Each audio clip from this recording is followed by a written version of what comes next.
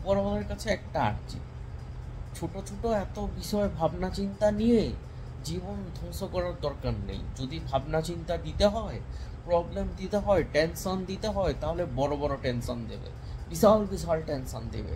যেসব নিয়ে টেনশন করতে মাথা নষ্ট হয়ে যাবে, পাগল হয়ে যাব। ঠিক আছে? কেমন টেনশন দেবে? টেনশন দেবে মনে করো আমার কোটি কোটি কোটি কোটি টাকা কোথায় রাখবো, তারপর হচ্ছে 100 কোটি টাকা হুট করে আমার হয়ে গেল, এই 100 কোটি টাকার সরকারি ট্যাক্স কি করে দিব। ঠিক আছে? তারপর হচ্ছে সুইস ব্যাংক অ্যাকাউন্টটা আমি কিভাবে একটু সিকিউর করব, সেখানে টাকাগুলো কিভাবে পাঠাবো এখান থেকে, এই রকম। তারপর মনে করো আমার 100 কেজি সোনা আর কি, 100 কেজি সোনা, এই সোনাগুলো আমি কোথায় রাখবো।